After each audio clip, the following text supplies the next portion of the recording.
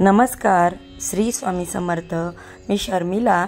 माझ्या या यूट्यूब चॅनलमध्ये माझ्या सगळ्या गोड ताईंचं, मैत्रिणींचं आणि स्वामी भक्तांचं तसेच माझ्या सगळ्या यूट्यूब फॅमिलीचं अगदी मनापासून स्वागत करते। आजचा दिवस तुम्हाला खूप सुखाचा, आनंदाचा, भरभराटीचा आणि स्वामीमय जावो हीच महाराजांच्या चरणी प्रार्थना करते आणि आपल्या आजच्या या नवीन व्हिडिओला सुरुवात करते। सर्व मंगल मांगल्ये शिवे सर्वार्थ साधिके शरण्ये त्र्यंबके गौरी नारायणी नमोस्तुते। शारदीय नवरात्रीच्या काळामध्ये काही लोक संपूर्ण 9 दिवसाचे उपवास करतात, तर काही लोक उठता बसता म्हणजेच पहिला आणि शेवटचा उपवास करतात। बघा, नवरात्रीच्या व्रतामध्ये काही नियम पाळणे फार महत्त्वाचे आहे। पितृपक्ष संपल्यानंतर आपल्या सर्वांना ओढ लागते ती नवरात्र उत्सवाची। हिंदू धर्मात नवरात्रीला फार महत्त्व आहे। नवरात्री म्हणजे 9 दिवस 9 रात्र दुर्गा देवीच्या विविध रूपांची मनोभावे पूजा उपवास करणे। आपल्या महाराष्ट्रामध्ये नवरात्रीचा संपूर्ण कालावधी हा कुलदेवीच्या कुलाचारासाठी समर्पित असतो आणि हा कुलाचार दरवर्षी ज्या घरी नित्यनियमाने होतो त्या कुटुंबावर कुलदेवीचा आशीर्वाद हा निरंतर असतो। या व्हिडिओमध्ये आपण नवरात्रीचे नियम जाणून घेऊया, जे अगदी साधे आणि सोपे आहेत। यात तुम्हाला कोणत्याही भीती बाळगण्याची गरज नाही। फक्त तुम्ही नवरात्र काळामध्ये ज्याही उपासना कराल, ज्या सेवा कराल त्या योग्यरित्या आणि मनोभावे करा, जेणेकरून देवीचा आशीर्वाद तुम्हाला मिळेल आणि तुमचे व्रत देखील सफळ संपूर्ण होईल। चला तर मग वेळ न घालवता या व्हिडिओला सुरुवात करते। बघा, शारदीय नवरात्र हा यंदा सोमवारी 22 सप्टेंबर 2025 पासून सुरू होत आहे, जो गुरुवार दिनांक 2 ऑक्टोबर पर्यंत चालणार आहे। आता बघा, प्रत्येक घरी नवरात्रीची घटस्थापना होईल आणि या दिवशी बघा म्हणजेच विजयादशमीच्या सणानी घटस्थापनेची तिथीनुसार 9 दिवसांची नवरात्र आहे, पण दिवस मोजले तर 10 दिवसांची नवरात्र व 11व्या दिवशी दसरा येत आहे। यावर्षी नवरात्रीचा पहिला दिवस सोमवारी येत असल्यामुळे देवी हत्तीवरती स्वार झालेली आहे। तुम्हाला सर्वांना प्रश्न पडत असेल, देवी यंदा कोणत्या वाहनावर येणार आहे, हे कसे ठरते, ते कसं माहीत पडतं? तर पहा, देवी भागवत पुराणातील एक श्लोक आहे की देवी जेव्हा सोमवारी किंवा रविवारी येते त्यावेळेस देवीचं वाहन हे हत्ती असतं। ज्या वेळेस घटस्थापना शनिवारी किंवा मंगळवारी येते त्यावेळेस देवीचं वाहन तुरुंगमे म्हणजेच देवी घोड्यावरती आलेली असते। ज्या वेळेस नवरात्री पहिला दिवस ज्या वर्षी घटस्थापना गुरुवारी किंवा शुक्रवारी येते त्यावेळेस देवी पालखीमध्ये आरूढ असते। पालखी हे देवीचं वाहन असतं आणि ज्या वेळेस नवरात्रीचा पहिला दिवस अर्थात घटस्थापना बुधवारी येते त्यावेळेस देवी नौके म्हणजेच या दिवशी हेच देवीचं वाहन असतं। बघा, देवीचं वाहन हे नौका म्हणजेच होडी समजलं जातं। तर अशा पद्धतीने या वाहनांचे वेगवेगळे अर्थ लावले जातात। यंदा नवरात्रीचा पहिला दिवस अर्थात घटस्थापना सोमवारी आलेले आहे, त्यामुळे यावर्षी देवी हत्तीवरती स्वार होऊन येणार आहे आणि ज्या वर्षी देवीचं वाहन हत्ती असतं त्यावेळेस सगळीकडे सुख समृद्धी नांदते, भरपूर पाऊस पडतो आणि पीक पाणी सुद्धा चांगलं येतं असं समजलं जातं। नवरात्रीचे 9 दिवस दुर्गा देवीच्या किंवा पार्वती देवीच्या विविध नवरूपांची पूजा आणि परंपरा आहे करण्याची। नवरात्रीच्या काळामध्ये दुर्गा देवीला प्रसन्न करण्यासाठी भाविक ही विधीपूर्वक पूजा करतात आणि उपवास देखील करतात। तसं म्हणतात की देवीची उपासना करणे म्हणजे खायचं काम नाही, त्यासाठी फार कडक नियम पाळावे लागतात। त्यामुळे नवरात्रीच्या नियमानुसार व्रत पाळावे। जो कुणी नियमानुसार करेल त्याच्याकडून चुका होण्याची शक्यता फार कमीच असते। बघा, चुका जरी झाल्या तरी देवी म्हणजे एक प्रकारे दयेचं स्वरूप असतं, जो दया दाखवतो तोच देव। तर काही चुकलं माकलं तर आपण देवीकडे नक्कीच क्षमायाचना करू शकतो, घाबरण्याचं काहीच कारण नाही। बरेच जण यमांनाच घाबरतात, त्यामुळे व्रत करावे की नाही अशा शंका कुशंका त्यांच्या मनामध्ये घर करत राहतात। असं अजिबात करू नका, जे काही कराल ते श्रद्धेने करा, सर्व काही व्यवस्थितच होईल। बघा, नवरात्रीच्या पहिल्या दिवशी उपवासाचा संकल्प करून घटस्थापना करावी। एकाच कुटुंबामध्ये 2 घट मांडू नये असे म्हणत असले तरी सुद्धा आता सुधारित नियमानुसार असे सांगितले जाते की एकाच कुटुंबातील असून ज्यांची चूल वेगळी आहे त्यांनी आपल्या घरी घटस्थापना केली तरी हरकत नाही। याबद्दल तुम्हाला जर जे योग्य वाटेल ते करा। म्हणजे बघा, तुम्ही जर नोकरी व्यवसायानिमित्त दुसऱ्या ठिकाणी स्थायिक झाला आहात, पण तुमच्या मूळ घरी तुमचं काही कुटुंब राहतं आणि सासू सासरे वगैरे दीर जावा, तर ती लोक घटस्थापना करत असतील आणि देवांचे टाकसुद्धा त्यांच्याकडे असतील, तर तुम्ही घटस्थापना करण्याची गरज नाही। त्यांच्याकडून तुम्ही शक्य जर नसेल होत तर तुम्ही ते करू शकता। तुमच्या देवाऱ्यात टाक नसतील तर मग त्यांच्याकडे काही अडचणी आहेत, वयोमानानुसार त्यांना होत नसेल तर तुमच्या देवघरामध्ये तुमची देवीची मूर्ती असेल, बाकी देवदेवता असतील तर तुम्ही घटस्थापना करू शकता। आणि हो बघा, तुम्ही जर एकाच कुटुंबातले आहात पण विभक्त झालेले नाहीत, फक्त नोकरी व्यवसायासाठी तुम्ही बाजूला राहता आणि तुमच्या घरामध्ये घटस्थापना होत असेल तर तुम्ही करण्याची गरज नाही। तर बघा, बाकी तुम्ही देवीची पूजा वगैरे नित्यनियमाने करू शकता। पण तुम्ही विभक्त झालेला असाल तर तुमच्याकडे त्याचा देवारा असेल, तुम्ही वेगवेगळे टाक देखील तुमच्या देवाऱ्यात ठेवण्यासाठी बनवलेले असतील तर जरूर तुम्ही घटस्थापना करू शकता। माझ्या मते बघा, हे तुमच्या लक्षात आलेलं असेलच, तरी सुद्धा काही शंका असेल तर तुम्ही कमेंटमध्ये विचारू शकता। नवरात्रीच्या पहिल्या दिवशी एकदा घटस्थापना केली की दसरा येईपर्यंत मातीचा घट, मंगल कलश तसेच देव अजिबात हलवू नये। ज्यांच्या देवाऱ्यामध्ये कुलदेवींचे मंगल कलश कायम ठेवलेला असतो त्यांनी नवरात्री काळामध्ये घटस्थापना करून जी पूजा मांडतो त्यामध्ये तोच मंगल कलश ठेवावा। दुसरा तयार करून ठेवण्याची गरज नाही। 2-2 मंगल कलश पूजू शकता, एक देवाऱ्यामध्ये एक घटस्थापनेमध्ये। असे केले तर ते चुकीचे होईल, म्हणून तुम्ही कायमस्वरूपी जो मंगल कलश ठेवता तोच घटस्थापनेच्या आधी एकदा स्वच्छ करून त्यामध्ये पाणी भरा। त्यामध्ये जे साहित्य असतं तर ते तुम्ही सुपारी टाकतो, नाणं टाकतो, आधीची सुपारी वगैरे खराब झाली असेल तर दुसरी टाकू शकता। त्यामध्ये हळदी कुंकू अक्षदा वगैरे सगळं टाकून विड्याची पानं लावून आणि मग तुम्ही त्याआधी मंगल कलशावरती नारळ ठेवला असेल, तो चांगल्या स्थितीत असेल तर ठेवा आणि जर बदलण्याची गरज असेल तर तो दुसरा ठेवा। अशा पद्धतीने तुम्हाला तो मंगल कलश ठेवता येईल। जे कोणी बघा वर्षभर कधीच मंगल कलश ठेवतच नाहीत त्यांनी मात्र नवरात्र काळामध्ये आवर्जून मंगल कलशाची स्थापना करावी, कारण मंगल कलशाची स्थापना केल्याशिवाय घटस्थापना पूर्ण होत नाही। मातीचा घट वेगळा असतो आणि मंगल कलश वेगळा असतो, हे मात्र लक्षात ठेवा। बघा, नवरात्रीच्या काळामध्ये कोणत्याही एके दिवशी देवीची ओटी जरूर भरा।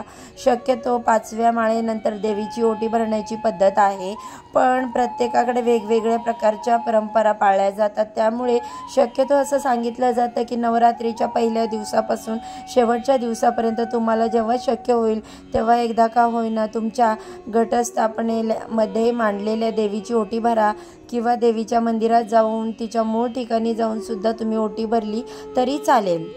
नवरात्र काळामध्ये घटस्थापनेच्या दिवशी देवघरातील सर्व देवांना अभिषेक करून त्यांना आसनाधिस्थ करायचं असतं। बघा, दसरा येईपर्यंत त्यांना पुन्हा एका जागेवरून हलवायचं नाही, स्नान घालायचं नाही। आणि बघा, कारण नवरात्रात सर्व देव घटी बसतात असं म्हटलं जातं, तरीसुद्धा काही कुटुंबात हा नियम पाळला जातो। आपला देवीचा जो टाक आहे, मूर्ती आहे, तीच फक्त घटी बसवतात आणि बाकी देवांना ते दररोज नित्यनियमाने स्नान घालत असतात, त्यांची पूजा अर्चा करत असतात। तर असा काही नियम तुमच्याकडे असेल, फक्त देवीचाच टाक जो आहे तो घटी बसवायचा, तर तुम्ही त्या पद्धतीने करू शकता। बाकी देवांना तुम्ही रोज स्नान घातलं तरी चालेल, पण खरा नियम असा आहे आपल्या देवाऱ्यामध्ये जेवढे देव आहेत, मग त्या मूर्ती असो, टाक असो किंवा मग फोटोज असो, तर घटस्थापनेच्या दिवशी त्यांना स्वच्छ केलं जातं आणि घटस्थापनेच्या पूजेमध्ये मांडणीमध्ये त्यांना विड्याची पानं ठेवून त्याच्यावरती त्या सर्व देवदेवतांची स्थापना केली जाते आणि त्यांना घटी बसवलं जातं, अशी मान्यता पाळली जाते। तर बघा, नवरात्रीचा उपवास हा प्रातिनिधिक स्वरूपात म्हणजे सर्वांच्या वतीने कुटुंबांनी एकाने करावा। तरी पण तुमच्याकडे जर असं राहत असेल की 2-3 जण उपवास हे नवरात्रीचे धरत असतात, तर तसं केलं तरी चालेल। पण बघा, खरी मान्यता ही आहे की सर्व कुटुंबाच्या वतीने आपल्या घरातील कुणी एकाने हा उपवास धरला तरी चालतं। नवरात्रीचं व्रत करायचं म्हणजे यामध्ये तुम्हाला नवरात्र जेवढे दिवस आहे तेवढे दिवस उपवास करावा लागतो। म्हणजे घटस्थापनेला सुरू केलेला उपवास हा घट विसर्जन केल्यानंतर सोडावा। ज्यांना एवढे दिवस उपवास करणं शक्य नसेल, पण उपवास करण्याची थोडीफार का होईना इच्छा असते, देवीच्या नावाने आपण सुद्धा व्रत करावं असं इच्छा असते, त्यांनी उठता बसता या स्वरूपामध्ये उपवास करावा। बसता उठता म्हणजे उपवास याचा अर्थ असा की घटस्थापनेच्या दिवशी दिवसभर आणि रात्रभर उपवास करायचा। तो नवरात्रीच्या दुसऱ्या माळेला घटस्थापनेच्या दुसऱ्या दिवशी तो सकाळी जेवणाची वेळ असते त्यावेळेस तो सोडायचा आणि पुन्हा घट विसर्जनाच्या आदल्या दिवशी दिवसभर आणि रात्रभर उपवास करून तो घट विसर्जन करण्याच्या दिवशी सोडावा। तर काहींकडे दसऱ्याच्या आदल्या दिवशी घट हलवले जातात, त्याचं विसर्जन करण्याची पद्धत आहे। त्यांनी मग जेव्हा घट विसर्जन करायचं आहे त्याच्या आदल्या दिवशी उपवास करा आणि दिवसभर रात्रभर, आणि ज्या दिवशी घट विसर्जन असतं त्या दिवशी तो उपवास सोडा। आणि काहींकडे बघा, जास्तीत जास्त लोकांकडे हीच पद्धत आहे, दसऱ्याला म्हणजेच नवरात्रीच्या शेवटच्या दिवशी घट विसर्जन केलं जातं आणि मग अशाने काय करायचं, दसऱ्याच्या आदल्या दिवशी दिवसभर आणि रात्रभर उपवास करायचा आणि तो दसऱ्याच्या दिवशी तुम्ही देवांना नैवेद्य दाखवाल, देवीची तळी भराल, तेव्हा तो उपवास सोडू शकता। काही जण बघा नवरात्रीच्या अष्टमीचाच करतात, अष्टमीच्या दिवशीच तुम्ही दिवसभर आणि रात्रभर उपवास करून तो उपवास दुसऱ्या दिवशी सोडला तरी चालेल। म्हणजेच काय, नवरात्रीचे उपवास करण्याच्या बऱ्याच पद्धती आहेत, यापैकी तुम्हाला जी सोयीस्कर होईल त्या पद्धतीने तुम्ही हा उपवास करू शकता। आणि या उपवासामध्ये साबुदाण्याचे पदार्थ, बटाट्याचे पदार्थ, त्याचबरोबर भगरीचे पदार्थ, फळे, उपवासाला चालणारे असे काही जे पदार्थ आहेत ते खाऊन उपवास करता येतो। त्याचबरोबर काही भाज्या देखील या उपवासामध्ये खाण्याची पद्धत आहे, त्याबद्दल आपण सविस्तर माहिती एका वेगळ्या व्हिडिओमध्ये घेणारच आहोत।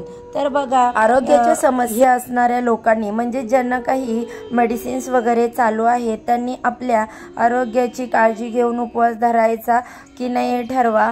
तसेच ज्या महिला दरवर्षी नवरात्रीचं व्रत करतात पण या वर्षी अशी काही अडचण आहे, तुम्ही गरोदर आहात, तुमचं लहान बाळ आहे, नुकतीच तुमची डिलिव्हरी झालेली आहे, अशा स्थितीमध्ये तुम्हाला जर दरवर्षीप्रमाणे नवरात्राचं उपवास जे आहेत ते करणं शक्य नसेल तर तुम्ही यंदा फक्त देवीची पूजा केली तरी चालेल, उपवास नाही धरला तरी सुद्धा चालणार आहे।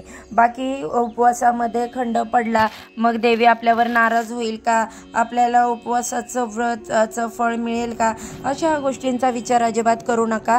कारण बघा, या गोष्टींनी आपल्या मनांमध्ये शंका वाढते आणि शंका वाढली की आपण जास्तीत जास्त चिंता करायला लागतो, हे आपल्याला अजिबात करायचं नाही। आपण देवीची सेवा करतो, पूजा करतो, तर मोकळ्या मनाने या सर्व गोष्टी केल्या पाहिजेत। बघा, सुतक असेल तर यंदा घटस्थापना करू नका, घटस्थापना केली मध्येच काही सुतक वगैरे घटना घडली तर मग ती पूजा जी आहे ती तसंच राहू द्या। तुमच्या पाहुण्यांकडून हे पूजा जी आहे ती विसर्जित करून घेऊ शकता किंवा मग तुम्हाला ते ठेवायची असेल पाहुण्यांना सांगा की तुम्ही पूजा करायला लावू शकता।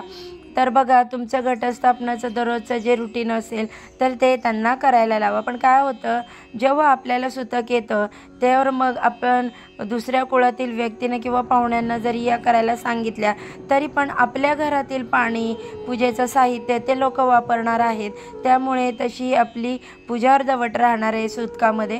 म्हणून ज्या वेळेस तुम्हाला समजेल की घटस्थापना केली आणि आपल्याला जर सुतक आलेला आहे दुःखद घटना घडल्यामुळे, तर ती पूजा तुम्ही तशीच राहू द्या। तुमचं ज्यावेळेस सुतक संपेल त्यावेळेस तुम्ही नवरात्र संपलेली असेल किंवा नसेल तर ती सर्व पूजा काढून जे साहित्य विसर्जित करायचं ते विसर्जित करून देऊ शकता। कारण बघा काही गोष्टी अनपेक्षित असतात, त्यांना पर्याय नसतो, त्यावेळेस मात्र आपल्याला असे मार्ग निवडावे लागतात। तर बघा ज्यांना सोय असेल एकदा जवळपासच्या गुरुजींना विचारून तुम्ही आनंदाची गोष्ट असते, म्हणजेच बाळ वगैरे झालेलं असेल तर नवरात्रीच्या व्रतामध्ये खंड पाडणं पटत नाही, तर विश्वासू गुरुजींना विचारा आणि ते हो म्हटले तर ते तुम्ही सोयर असताना देखील पूजा करू शकता देवीची। अजून बघा महत्त्वाची गोष्टी नियम आपण जाणून घेऊयात। नवरात्रीचे व्रत करणाऱ्या व्यक्तीने या काळामध्ये लिंबू कापू नये, कारण या काळामध्ये आपण देवीला लिंबाची माळ लिंबू अर्पण करत असतो। त्यामुळे ज्या व्यक्तीला खास करून नवरात्रीचा उपवास आहे, व्रत आहे, त्यांनी लिंबू कापू नये, बाकीच्यांनी कापलं तरी चालेल। ब्रह्मचर्याचे पालन करावे, राग वादावादी भांडणं यापासून कटाक्षाने दूर राहावे, अपशब्द बोलू नये। तसेच बघा व्रताच्या दरम्यान कोणत्याही प्रकारचे व्यसन करू नये आणि बघा घरामध्ये मांसाहारी पदार्थ बनवणे या काळामध्ये टाळा। मांसाहारी पदार्थ शिजवण्याची भांडी देखील या काळामध्ये स्वयंपाकघरात ठेवू नका, दुसरीकडे ती पॅक करून देऊ शकता, जेणेकरून उपवासाचे पदार्थ बनवताना चुकून माकून त्या भांड्यामध्ये ते पदार्थ शिजवले जायला नकोत। उपवासाचे पदार्थ बनवण्यासाठी लागणारे मीठ स्वतंत्र भरणीमध्ये काढून ठेवा। नवरात्र काळामध्ये केस नख कापू नये, स्वच्छ कपडे परिधान करावे, काळे वस्त्र वापरणे वर्ज्य आहे। व्रत चालू आहे तोपर्यंत दिवसा झोप घेणे टाळावे, अति आहार टाळावा। तुम्हाला जर गोळ्या औषधं घ्यावी लागत असतील तर नवरात्रीच्या उपवासामुळे ती बंद ठेवू नका, ती योग्य वेळेत जरूर घ्या। बरेच जण नवरात्र काळामध्ये अनवाणी आणि बिना चप्पल फिरतात, पण हे सुद्धा योग्य काळजी घेऊन करा। म्हणजे एवढं सगळं करण्याची गरज नसते, पण योग्य काळजी घेऊन जर या गोष्टींचं पालन करू शकता, तुमची इच्छा असेल तर तुम्ही कायम हे नियम पाळत असाल नवरात्रीत, तर तुम्ही जरूर या गोष्टी करायच्या आहेत। नवरात्र काळामध्ये तुम्ही जर एखाद्या पोथीचं पारायण केलं तर तुम्ही चामड्याची वस्तू तुमच्या अंगावर अजिबात ठेवू नका। खास करून पुरुष कमरेला बेल्ट, पॉकेट तर तो चामड्याचा असतो, त्यामुळे असे बेल्ट वगैरे लावून तुम्ही पारायण करायचं नाही। नवरात्रीच्या दिवसामध्ये आपल्या घरामध्ये घट बसवत असो किंवा नसो, पण बरेच जण देवीच्या नावाने अखंड दिवा लावत असतात।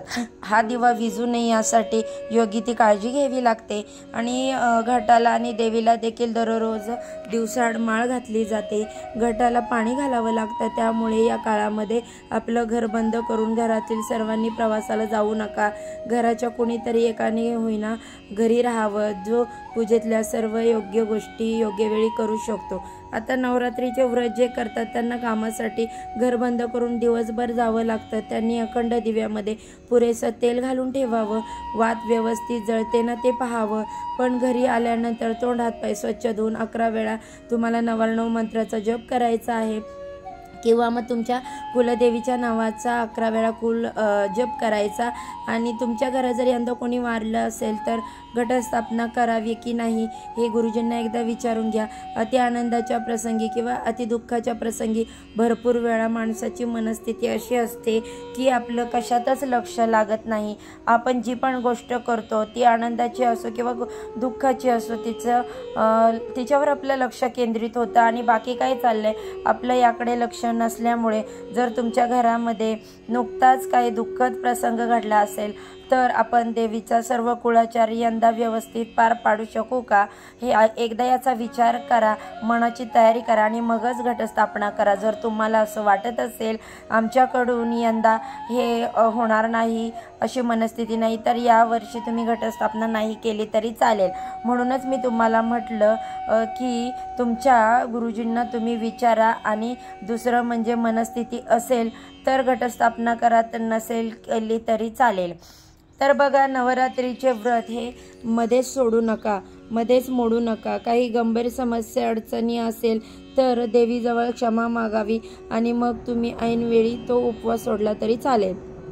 जर तुम्ही सप्तमी, अष्टमी किंवा नवमी तिथीला नवरात्रीचे व्रत सोडले तर उपवासाचे उद्यापन करून 9 कुमारिका मुलींची पूजा करून त्यांना भेट देऊन त्यांचा निरोप घ्यावा, असे केल्याने उपवासाचे फळ मिळते असे मानलं जातं। नवरात्रीमध्ये 8व्या दिवशी कन्यापूजन करणे हा अतिशय महत्त्वाचा कुळाचार मानला जातो। तो आठवणीने पूर्ण करा, कारण त्या दिवशी नवरात्रीशिवाय व्रत जे अपूर्ण समजले जाते।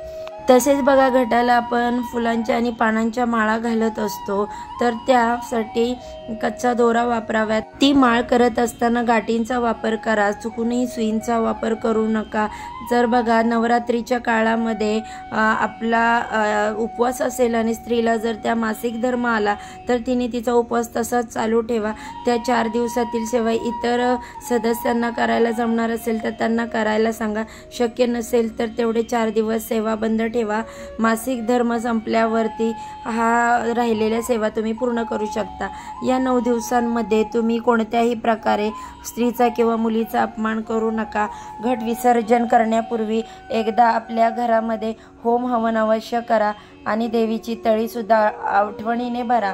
शेवटच्या दिवशी घटाभोवती उगवलेल्या धान्याची माळ देवीला किंवा घटाला घालायला विसरू नका। तुमच्या केसांमध्ये सुद्धा घटाभोवती उगवलेले धान्य घालू शकता। तसेच घट उठवून देवीला महानैवेद्य दाखवा। घटकर्त्यांनी आपला नवरात्रीचा उपवास सोडावा। तसेच दसऱ्याच्या दिवशी देवीपुढे नारळ वाढवा, आपट्याची पाने, गोकर्णाची फुले या दिवशी देवीला आवर्जून वाहा। शेतकऱ्यांनी शेती अवजारांची, व्यावसायिकांनी आपल्या यंत्र उपकरणांची पूजा दसऱ्याच्या दिवशी आवर्जून करावी। विद्यार्थी दशेत असलेल्या मुलामुलींनी पाटीपूजन, सरस्वती पूजन किंवा सरस्वती यंत्र काढून त्याची पूजा अवश्य करावी। यामुळे देखील सरस्वती देवीचा आशीर्वाद विद्यार्थी दशेत असणाऱ्या मुलांवर कायम राहतो, त्यांना शिक्षणात यश मिळतं आणि शेतकरी वर्गाने या आपल्या भूमीला, काळ्या आईला एक नैवेद्य जरूर अर्पण करावा। यामुळे काळ्या आईच्या प्रती, तिच्यामध्ये फिरणाऱ्या जीवजंतूंप्रती, प्राण्यांप्रती आपण एक प्रकारे कृतज्ञता व्यक्त केलेली आहे असा त्याचा अर्थ होतो। तर बघा, या व्हिडिओमध्ये मी तुम्हाला नवरात्रीच्या 9 दिवसांमध्ये कोणकोणत्या नियमांचं पालन करावं याबद्दलची माहिती सांगितली। अर्थात यावर्षी 11व्या दिवशी दसरा आहे, त्यामुळे सगळी काही माहिती सांगताना व्हिडिओ थोडासा मोठा झालेला आहे, त्यामुळे मी अगदी मनापासून तुमची माफी मागते। आणि तुम्हाला जर या माहितीचा उपयोग होईल या मात्र शंका नाही। ही माहिती, हा व्हिडिओ तुम्हाला कसा वाटला हे मला नक्की कमेंटमध्ये कळवा। चला तर मग आजच्या व्हिडिओचा मी इथेच एंड करते। सर्वांना श्री स्वामी समर्थ, अंबे माते की जय।